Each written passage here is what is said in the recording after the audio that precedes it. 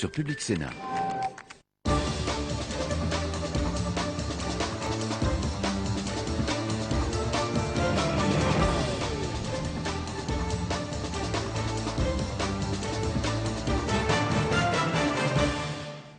Bonsoir et bienvenue dans les débats de la présidentielle. Et ce soir, nous nous poserons deux questions. Pourquoi, depuis 30 ans, la politique de la ville a-t-elle échoué en France? Et pourquoi cette question est-elle finalement aussi peu présente dans la campagne présidentielle? Alors, y a-t-il quand même des propositions de candidats en matière d'éducation, d'emploi, de logement, de lutte contre l'insécurité dans ces quartiers populaires? Eh bien, c'est ce que nous allons voir avec nos deux invités. Bonsoir Marie-Georges Buffet, vous êtes ancienne ministre, députée communiste de Seine-Saint-Denis et vous soutenez Jean-Luc Mélenchon dans cette élection. Face à vous Claude Barthelone, bonsoir également. Bonsoir. Ancien ministre de la Ville, élu vous aussi de Seine-Saint-Denis, vous êtes président du conseil général de ce département et merci d'avoir répondu à notre invitation. Et puis pour vous interroger, comme chaque semaine, à mes côtés, Luc Bronner du journal Le Monde et Gilles Leclerc de Public Sénat. Bonsoir à tous les deux. Bonsoir. Alors, méfiance vis-à-vis du politique, faible mobilisation en Seine-Saint-Denis lors des dernières élections. On a comptabilisé près de 70% d'abstention. Claude Barthelone, pourquoi dans les quartiers les plus en difficulté, finalement, les électeurs ne se mobilisent plus ? Alors d'abord, je voudrais revenir, si vous me le permettez, de 2 secondes sur votre appréciation dans la présentation des échecs de la politique de la ville. On va avoir l'occasion d'en discuter. Hein, d'accord, mais j'aimerais que les téléspectateurs et les auditeurs puissent se poser la question de savoir qu'en aurait-il été de la vie dans ces quartiers s'il n'y avait pas eu de politique de la ville. Après, qu'elle ait été insuffisante, il suffit de reprendre le rapport Pupponi-Goulard qui vient de sortir sur l'observation de la politique de la ville et qui fait la remarque que finalement, entre 2003 et aujourd'hui, la vie des habitants des quartiers n'a pas suffisamment changé. Et c'est toute la question. Je pense que quand on voit l'ambition qui était affichée par le plan Borloo au départ, petit à petit, les choses ont dérivé. Et on est venu à une politique voulue par le président de la République sortant qui relevait plus de la normalisation que de la politique de la ville. Et surtout, et je terminerai sur cette première remarque, on a retenu la politique de la pierre, mais on a oublié la vie des gens. Eh bien, on va s'y intéresser de très près, mais juste d'un point, cette faible mobilisation, elle ne vous surprend pas, j'imagine. Vous la regrettez? Je la regrette, mais si vous voulez, je vois les raisons qui peuvent pousser à cela. Lorsque vous avez l'impression, quand vous habitez dans ces quartiers difficiles, ces quartiers populaires, que vous êtes abandonné, que vous n'avez pas le droit à une école qui respire l'égalité des chances, lorsque vous voyez des pans entiers des logements abandonnés, les copropriétés dégradées de Clichy que vous avez évoqué tout à l'heure, ou tout ce qui relève du logement insalubre. Lorsque vous voyez les services publics affaiblis, lorsque vous constatez qu'en Seine-Saint-Denis, il nous manque, au moment où nous parlons, 400 policiers, lorsque vous voyez Pôle emploi dépassé, lorsque vous voyez le manque de possibilités de qualification, les gens voient bien quelques opérations, on ne peut pas les nier, d'amélioration, de reconstruction et de démolition qui donnent de nouveaux logements, mais on touche à la boîte, mais à la vie à l'intérieur des gens qui sont dans ces nouvelles boîtes, malheureusement, ne changent pas assez. Alors, et du coup, il y a ce sentiment d'abandon. Marie-Georges Buffet, dans ces quartiers, il y a plusieurs études qui le disent, il y a eu aussi des films, des documentaires qui montrent et qui font parler les gens. Finalement, il y a comme une espèce de rejet. Alors, je n'irais pas dire de la démocratie, mais les gens ont l'impression que le vote ne va plus véritablement servir à quelque chose. Vous entendez ce cri ou pas? Écoutez, c'est leur vécu, c'est la réalité. Ces hommes et des femmes, ça fait 30 ans que le ministère de la Ville existe, ces hommes et ces femmes n'ont pas vu changer leur vie. Quand vous avez aujourd'hui dans ma circonscription, il y a 20% de chômage. Dans toute ma circonscription. Avec des quartiers où on dépasse 30% de chômage pour les jeunes. Voilà. Et ça dure depuis des années et des années. Bon. Lorsqu'ils voient que leurs conditions de transport ne bougent pas, vous savez, être transporté par le RER B, c'est une galère quotidienne. Bon, qui leur cause des problèmes sur leur emploi, sur leur embauche. Quand vous avez l'impression que tous les contrôles se font au faciès, que n'importe comment le droit à la sécurité, vous n'y avez plus accès. Moi, j'étais dans une cité samedi, je rentre dans un hall, il y a un jeune qui me dit, mais vous allez madame? Je dis, mais j'ai pas à te demander, j'ai pas à te répondre. Je vais où je veux, je suis libre, je suis une femme libre. Et puis j'ai vu les jeunes s'amonceler et j'ai mené le débat avec eux. Bon, quand vous voyez que des gens rentrent chez eux et qu'on leur dit papier d'identité pour rentrer chez vous, eh bien, ces hommes et ces femmes se disent à quoi sert la politique? Donc à nous, les politiques, de leur montrer que la politique peut leur amener des changements. Alors, et à ce moment-là, ils auront envie de voter. Marie-Georges Buffet, on va détailler quels sont les programmes des candidats socialistes et de Jean-Luc Mélenchon. On va prendre ça point par point et on va s'intéresser d'abord au logement et questions de Luc Bronner du Monde. On le sait, les banlieues françaises, en tout cas les quartiers les plus difficiles, font face à une ghettoisation qui est constante depuis plusieurs années. Ça pose cruellement la question du logement, en particulier du logement social. Sur cette thématique-là, sur la thématique de la mixité sociale, quelles seraient les 3 premières actions que vous conduiriez si jamais François Hollande devait emporter l'élection présidentielle? Claude Barthelone. Le plus concret possible. Alors d'abord, il faut recommencer à construire. Nous avons un retard en termes de construction considérable, d'autant plus qu'avec des produits en termes de logement qui étaient basés sur la défiscalisation, l'on n'a pas construit dans les bonnes zones et on n'a pas construit les bons produits. Combien de logements construits en Ile-de-France, par exemple, selon vous, dans les il faut prochaines que l'on années? réussisse à monter au niveau national à 500 000 logements.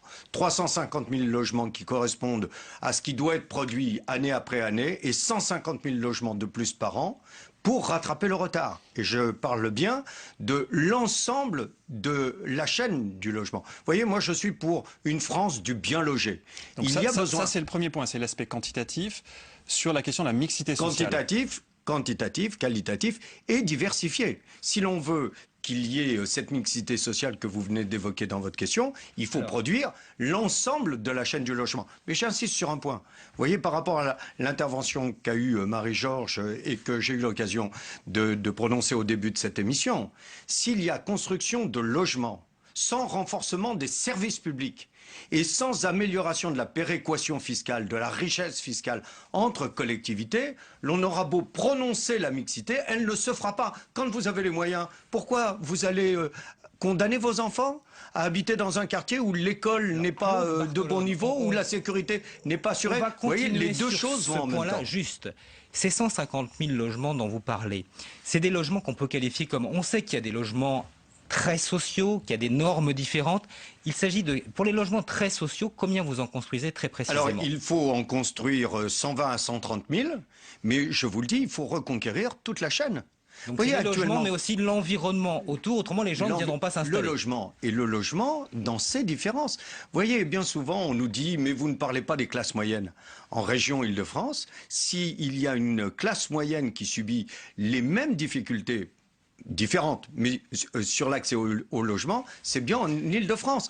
Aujourd'hui, l'on voit bien que pour une partie des classes moyennes, je parle d'un couple où les deux sont enseignants, par exemple, on arrive vite, lorsqu'ils ont quelques années, au maximum de revenus qu'ils auraient demandé pour pouvoir prétendre à un logement. Quand ils n'ont plus le logement social, ils ne peuvent pas prétendre à l'accession à la propriété et ils se sentent sur ce très point, marqués. Marie-Georges Buffet, qu'est-ce qui vous différencie de Claude Barthelone? Vous êtes sur la même... C'est le même programme. Mais juste qu'on comprenne bien et qu'on soit très concret. Là, on a eu des chiffres cités par Claude Barthelone. Vous êtes exactement sur le même type de programme. Sur les chiffres, nous on est sur 200 000, mais c'est pas ça. Vous êtes que sur combien, vous? On est sur 200 000, mais c'est pas ça le plus important. Bon, d'abord, je crois qu'il faut, dans un département comme la Seine-Saint-Denis, je prends cet exemple, lutter contre l'habitat indigne, l'habitat insalubre et les marchands de sommeil. Parce que nous avons une arrivée de population par ces filières de marchands de sommeil, que ce soit dans des pavillons, où les gens sont logés dans les garages, dans les caves, que ce soit dans des bâtiments insalubres. Et il faut vraiment que la justice agissent beaucoup plus fortement contre toutes ces filières. Parce que là, nous avons des milliers et des milliers de familles qui vivent dans des conditions... Pour que la justice agisse mieux, il faut des peines plus lourdes, il faut plus de répression. Il faut aider ces familles à porter plainte. Les familles qui sont mal logées. Pour cela, il faut qu'on puisse leur assurer ensuite d'être relogés, bien évidemment, parce que porter plainte lorsqu'on vous risquez de perdre ce logement, même s'il est insalubre, même si c'est une pièce indigne, etc. Donc, ça pose la question de la construction. Claude Barthelone en a parlé. Deuxièmement, je pense qu'il faut abroger la loi Boutin, et notamment le système infernal des surloyers. Nous avions des hommes et des femmes qui vivaient dans ces cités, qui avaient, par un déroulement de carrière, des salaires corrects, qui aujourd'hui sont chassés de ces cités, par le surloyer, parce que le surloyer est très important. Et donc, nous avons des cités qui deviennent des ghettos, parce que ne peuvent y habiter que ceux qui ont les plus faibles revenus. Et ça, c'est un véritable drame, parce que ça enferme des populations les plus en difficulté. Sur ce point, juste, vous êtes d'accord, Claude Barthelone, Vous savez, nous avons été surpris, Marie-Georges comme moi, de votre invitation. C'est intéressant d'essayer de voir nous sur quel avons point vous êtes certainement d'accord, des points de ou différence. est-ce qu'il y a des nuances mais ou parce pas qu'elle comme moi sommes de la Seine-Saint-Denis, vous allez voir que bien souvent nous allons parler le même langage. On abroge aussi la loi Boutin, vous aussi. La loi Boutin, et on renforce dans le même temps la loi SRU. Alors, je voudrais revenir en plus. Je voudrais revenir ensuite sur les bailleurs. Voilà. Parce que la suppression de l'aide à la pierre. Vous savez qu'il y avait une aide publique de l'État pour la construction de logements sociaux. Bon. La transformation du statut des offices HLM. Bon. Font qu'aujourd'hui, nous voyons arriver sur les logements accessibles à tous et à tous, des bailleurs qui n'ont vraiment pas l'esprit très social et qui cherchent maintenant à rentabiliser un peu, je pense par exemple à des bailleurs comme Villogiac, nous avons sur une ville comme Blanc-Ménil, qui vraiment accorde peu d'importance aux conditions de logement des locataires, mais essaye de faire rentrer du loyer, etc., sans apporter les travaux d'entretien nécessaires et tout. Donc je pense qu'il faut le retour à l'aide à la pierre et qu'il faut quand même que nous retrouvions dans la gestion des offices, dans la gestion des grands bailleurs HLM, un esprit qui soit tourné vers la réponse aux usagers de logement. C'est un service public, le logement. Vous ne parlez pas curieusement de la loi SRU qui était conçue pour obliger les communes de plus de 3500 habitants à avoir plus de 20% de logements sociaux. On sait que les résultats sont assez mitigés avec l'exemple classique de Neuilly-sur-Seine qui s'oppose à Clichy-sous-Bois ou du Blanc-Ménil ou de Blanc-Ménil, il y a beaucoup de logements sociaux. Est-ce qu'il pour vous il faut changer la loi? Non, moi je crois qu'aujourd'hui il faut durcir. Aujourd'hui, il faut d'abord monter le pourcentage. À combien? Je crois qu'il faut aller vers 25% de logements sociaux. C'est quand même pas, c'est le quart. Monsieur Mélenchon dit 30%. 30%, bon, 30%, on peut aller à 30%, mais surtout, il faut faire en sorte que la pression s'exerce réellement sur les villes, parce qu'il y a des villes, on parle souvent de Neuilly ou du Racy, qui préfèrent payer l'amende. Moi, je propose de les rendre... Écoutez, un maire qui n'applique pas la loi, eh bien, il faut le rendre inéligible, puis comme ça, ce sera réglé. Ça, c'est ce que propose entre autres Assez le Feu. Vous êtes d'accord avec cette proposition, rendre inéligible les maires qui n'auraient pas suivi ce taux, effectivement, de 25 ou 30%. Enfin, comme l'a dit Claude, j'ajoute que nous avons besoin Moi, j'en ai marre de parler de quartiers, ce sont des communes. Voilà, ce sont des communes avec des cités, des secteurs pavillonnaires. Nous avons besoin, dans ces communes, de plus de services publics. Voilà. Quand vous avez des cités entières où il n'y a plus de postes, où les CAF ferment, les caisses de familiales ferment. Lorsqu'on nous promet en Seine-Saint-Denis qu'il n'y ait plus que 3 centres de sécurité sociale, et après on aura des petites antennes, mais c'est complètement délirant. Nous avons besoin de services publics dans ces communes, dans ces quartiers. Nous avons besoin qu'il y ait des guichets ouverts, qu'il y ait des lieux d'écoute, qu'il y ait des lieux où les personnes puissent résoudre leurs dossiers. Et aujourd'hui, ce sont des déserts, ces quartiers. On entend votre indignation, Marie-Georges Buffet. Juste d'un mot, Claude Barthelone, cette proposition sur la loi SRU qui est faite, surtout pour que ce soit respecté, rendre inéligibles les maires qui ne respecteraient pas, qu'est-ce que vous dites?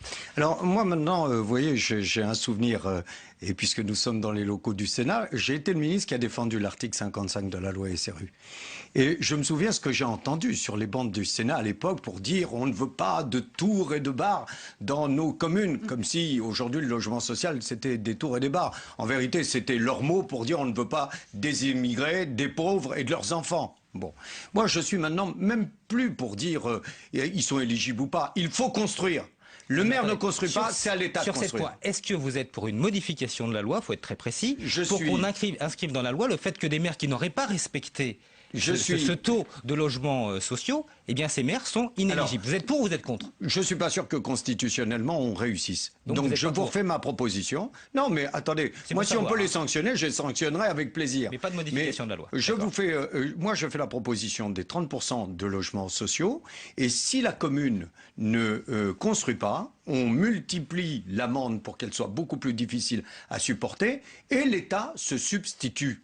L'État préempte du foncier dans les communes. Oui. C'est possible. Je rappelle une chose, c'est que dans le cas de la loi SRU, on ne parlait pas simplement de la construction neuve. Il n'y a pas une ville en France où il n'y a pas de l'activité sur le marché. Et donc on préempte, y compris dans le diffus, Dès qu'il y a des logements qui se vendent, qui sont quelquefois en mauvais état, on réhabilite et on met ça dans le logement social. Alors, Claude Barthelone, comme Marie-Georges Buffet, à ce stade du débat, je vous propose, pour élargir notre réflexion, eh bien d'écouter un témoignage. C'est celui d'un rappeur français, Axiom. Il vient de sortir un petit livre intitulé « J'ai un rêve » chez De Noël. Axiom a vécu en France dans les quartiers populaires, mais il a aussi vécu une expérience américaine et il témoigne au micro de Lucie Akoun. J'ai entendu beaucoup de gens faire de beaux discours, de longs discours, qui voulaient souvent rien dire. Et on a vu très peu de changements. Finalement, la situation des quartiers populaires, pour moi, elle s'empire parce que elle s'empire surtout parce qu'il y a une macération. L'attente crée la macération. Alors vous avez une expérience, vous êtes repéré par l'ambassade des États-Unis, est-ce qu'on peut en parler de ça?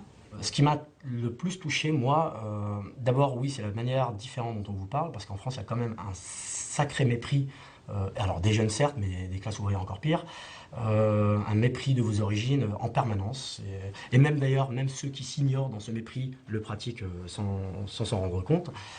On n'est pas considéré comme des citoyens à part entière. Donc d'abord, il y a ce point-là. Ensuite, il y a le programme en lui-même. Ce sont des programmes politiques, concrètement, donc qui vous ouvrent vraiment des opportunités, qui ouvrent une vision plus large sur la dimension internationale notamment, sur la manière dont eux règlent certaines problématiques. Elles ne sont pas forcément applicables toutes en France, mais en tout cas elles alimentent une vision pragmatique des problématiques. Or en France, on s'attarde beaucoup sur l'idéologie, on entend beaucoup parler d'idéologie, et très peu finalement de solutions objectives.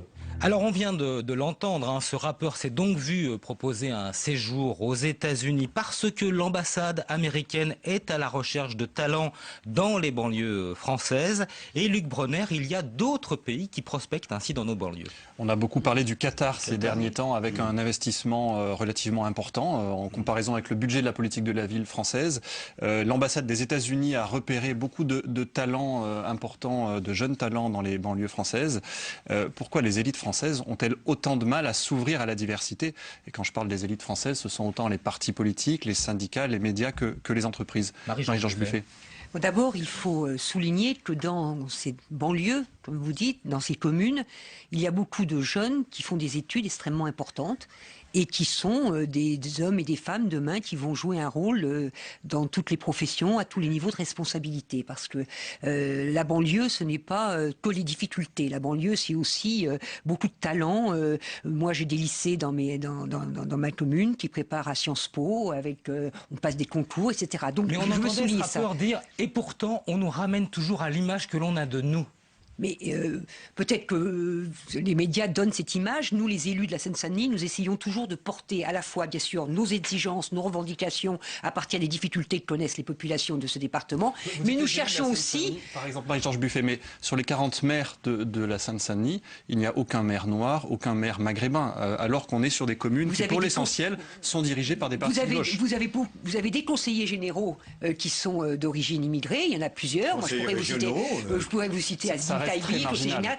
C'est quelque chose qui est en train de bouger. On tardait à s'ouvrir à la diversité. Les partis politiques sont ouverts à la diversité, mais il y a aussi une impatience que nous avons du mal à comprendre, nous les partis politiques. Si j'ai 30 secondes pour m'expliquer. Parfois, des jeunes viennent nous voir en disant on veut être sur la liste au municipal. Et la réaction des militantes et des militants, c'est souvent de dire mais tu viens pour défendre quelle idée? Parce que nous, on est engagés, on défend des idées, etc.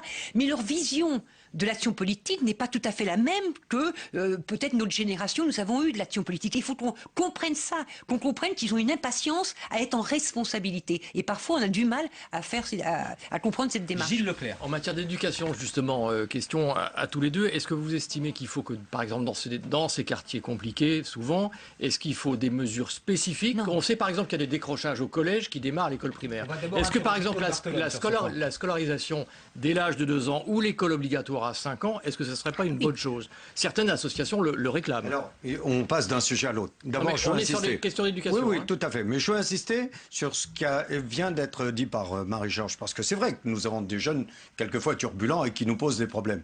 Mais nous avons aussi de nombreuses réussites. Allez faire un reportage à la fac de Saint-Denis, à la fac de Villetaneuse, dans de nos établissements scolaires. Vous allez voir des jeunes de toutes les couleurs qui passent des diplômes importants, mais qui, c'est vrai, après, quelle que soit la qualification qu'ils ont du mal à rentrer sur le marché du travail. Donc ça, c'est un point sur lequel je veux insister aussi. Nous ne sommes pas, j'évoque la Seine-Saint-Denis parce que nous sommes tous les deux élus de la Seine-Saint-Denis, mais dans tous les quartiers populaires, ce ne sont pas que des malfrats ou des trafiquants. Attention, parce que ça aussi, c'est quelque chose qui renforce les difficultés que nous avons à gérer au quotidien. Sur la petite enfance, en fait. Alors, sur la petite enfance et sur l'école, c'est évident. Quand François Hollande parle des 60 000 postes à créer dans l'éducation nationale, je lui dis souvent, c'est pour moi la première mesure de la politique de la ville. Parce que vous voyez, il faut que l'on fasse attention. C'est que notamment avec ce qu'a fait le gouvernement, en se dégageant financièrement, parce que sur le logement comme sur la politique de la ville, il a baissé les interventions financières qu'il avait annoncées, et c'est le 1% patronal et les collectivités locales qui aujourd'hui paye le plus lourd des tributs pour permettre la construction. A quand même fait ce que la gauche n'a pas fait sur la rénovation urbaine. Je rappelle 40 milliards d'euros d'investissement entre 2003 et 2013, ce qui est considérable. Alors, je rappelle une chose. Malheureusement, nous n'avons pas eu le temps de continuer l'expérience, mais l'ANRU 1, c'est le bébé des grands projets de ville qui avaient été mis en place par le ministre de la ville de Lionel Jospin et par le Premier ministre à l'époque. Et c'est vrai que nous avons été battus au moment des élections présidentielles de 2002. On va le rappeler, ministre de la ville de Lionel Jospin qui était Claude Barthelone. Voilà. Et donc là, même sur les crédits que vous venez d'évoquer, regardez les chiffres. Au fil des ans, la participation de l'État par rapport à ces chiffres a reculé. Et ce sont les sommes qui figurent au budget, chacun peut le vérifier. Et le gouvernement a multiplié par 2 l'intervention du 1% et l'intervention des collectivités locales. C'est qu'actuellement, finalement, il y a une certaine publicité mensongère de la part du président de la République et de son gouvernement qui annonce des efforts pour la politique de la ville, mais qui le fait payer aux collectivités locales. Et permettez-moi d'ajouter un point. On va essayer d'équilibrer quand même les temps de parole rapidement. Sur cette politique de la ville, à peine 20% de ces montants sont consacrés au social. Il ne peut pas y avoir une politique de la ville qui se résume à la pierre sans s'occuper de la vie des gens. Position et intervention de Marie-Georges Busset sur l'éducation. C'est peut-être un point, peut-être le point le plus essentiel avec l'emploi, c'est l'éducation nationale. Il faut que nous puissions accueillir en maternelle, dès l'âge de 2 ans, le maximum d'enfants. Il faut que l'école maternelle soit obligatoire que l'école soit obligatoire à partir de 3 ans. Pourquoi je dis ça? Parce que, bien sûr, nous sommes parfois avec des familles qui n'ont pas la possibilité d'avoir chez elles l'ouverture à l'école qu'ont d'autres familles. Donc plus vite on accueille les enfants à l'école, plus vite on a le nombre d'enseignants nécessaires pour les accueillir de bonne manière, plus vite on a les personnels qualifiés au niveau du collège, au niveau des lycées pour entourer ces élèves. Je pense aux infirmières, je pense aux psychologues, je pense aux conseillers d'orientation, etc. Plus ces enfants ont une chance de s'en sortir. Donc l'école, c'est vraiment essentiel. Or, qu'est-ce qui nous arrive au niveau de la Seine-Saint-Denis, au niveau de l'école? On avait une spécificité formidable, c'était un nombre important de maîtres qui prenaient les enfants en difficulté dans les classes et les prenaient presque en cours particulier à quelques-uns et les aidaient à retrouver le niveau pour regagner très vite leur classe et suivre. On nous supprime les uns après les autres ces maîtres pour les mettre devant des classes parce qu'il n'y a plus de profs, pour remplacer, il n'y a plus de profs pour enseigner, tellement on a supprimé de classes. Donc nous avons besoin d'avoir plus de personnel. Oui, et je précise, non pas encore un système spécifique. La banlieue en a marre des systèmes spécifiques. Moi, le ministère de la Ville, je suis pour le supprimer depuis des années. On a enfermé les quartiers sur eux-mêmes. On a transformé les associations en demandeurs de subventions sur projets, etc. Je suis contre ce ministère de la Ville. Je pense que la banlieue a besoin de droits effectifs. Et les droits effectifs, ça demande dans certains quartiers plus de moyens que dans d'autres. Par exemple, faire plus d'efforts. Non, mais par exemple, pour que les entreprises s'implantent plus dans ces quartiers-là que dans d'autres. Aujourd'hui, il existe les zones franches urbaines. Ça, ce sont des mesures spécifiques pour ces quartiers-là. Est-ce qu'il faut faire plus? Il faut sur toutes les communes développent les zones industrielles, les zones de services, les zones d'emploi. Mais là aussi, cherchons le droit commun au lieu toujours de mettre en place des... On a l'impression vraiment qu'on est un milieu à part sur lequel il faudrait que des mesures spécifiques. Sur ce point, question à Claude Barthelone. Suppression du ministère de la Ville pour que ce soit en banlieue comme ailleurs. Vous êtes d'accord avec ça ou pas? Bon, de toute façon, je ne veux pas un ministère de la Ville spécifique. Aujourd'hui, il ne peut pas être que ministère de la Ville. S'il doit y avoir un ministère, c'est celui des territoires solidaires et de la ville et qui comporte la direction générale des collectivités locales. Parce qu'aujourd'hui, avant même du ministère de la Ville, on a besoin d'installer une égalité entre les moyens financiers des différentes il y a une question collectivités. que j'aimerais qu'on aborde maintenant. Vous nous faisiez part tout à l'heure au début d'émission de votre expérience quand vous aviez voulu rentrer dans ce hall d'immeuble. On sait qu'il y a quand même une insécurité dans certaines villes de banlieue, particulièrement liée au trafic de stupéfiants. On a le sentiment que ce trafic de stupéfiants s'est installé un petit peu partout et que quelque part, même si les policiers disent le contraire, on laisse peut-être un peu faire pour acheter un peu de paix sociale. Est-ce que vous êtes d'accord ou pas du tout avec ce diagnostic? Marie-Georges Buffet. Écoutez, moi, je ne suis pas d'accord sur la recherche de paix sociale. Moi, je mène un combat déterminé contre les trafics. D'abord pour les jeunes eux-mêmes, et ensuite parce que je pense que les hommes et les femmes qui vivent, les jeunes qui vivent dans ces communes ont le droit à la sécurité. Donc moi, je mène un combat, et je mène un combat pour qu'on ait les moyens en force de police, pas simplement. Les autorités publiques n'ont pas abandonné ce combat. Je pense aux forces de police, par exemple en Seine-Saint-Denis. On sait très bien qu'en Seine-Saint-Denis, il y a des villes complètes comme Stein ou Sevran qui sont gangrénées par le trafic de stupéfiants. Ah non, écoutez, ne dites pas que Stein ou Sevran sont gangrénés. Il suffit d'y aller. Écoutez, excusez-moi, j'y ai ma permanence à Stein, j'y vais tous les jours, j'y vis tous les jours. Pour vous, Stein n'est pas touché par les trafics de stupéfiants? Bien sûr que Stein est touché par le maire de Sevran bien sûr que c'est l'expression quand vous dites que la ville est gangrénée. Il a même appelé l'armée, le maire de Sevran, à l'aide. Oui, mais écoutez, le maire de Sevran appelle l'armée. Moi, j'ai besoin d'une police de proximité, voilà. Mais ce n'est pas suffisant. Nous avons besoin de plus de forces d'investigation, parce que pour démanteler ces trafics, il faut remonter les filières. Ce qui est en train de se faire, par exemple, dans une ville comme la Courneuve, où la police a marqué des points dans cette dernière période, et j'espère que ça va continuer. À Stein, c'est vrai que nous avons un trafic qui est important, et un trafic, je dirais, c'est pas du cannabis, hein, c'est vraiment du trafic de drogue, et nous sommes en train, là aussi, de mener le combat. Il faut mener le combat, il ne faut pas céder aux trafiquants, il ne faut pas accepter les occupations de hall, et nous sommes sur une mobilisation citoyenne pour faire encore... Claude Bartolone, qu'est-ce qu'on fait contre le trafic de stupéfiants? Sur ce sujet, on peut faire une émission. Pourquoi? Je sais, mais là, parce que sur cette question-là, vous voyez, je fais la différence entre les grands truands qui se sont installés dans les quartiers populaires comme dans des bases arrières parce qu'ils savent qu'il y a moins de policiers. Mais vous savez, 80% des acheteurs, il faut le souligner, ça viennent de l'extérieur. Viennent de l'extérieur, c'est pas des gens de la Seine-Saint-Denis. Donc ils se sont installés, et puis tous les petits guetteurs, tous les petites mains de ce trafic, qui est un trafic de subsistance. Vous savez, moi je rencontre souvent les policiers. Ils me disent par exemple, Marie-Georges évoquait la situation de la Courneuve. Quand l'État a décidé de faire des opérations sur la Courneuve, on a vu flamber le racket dans les établissements scolaires.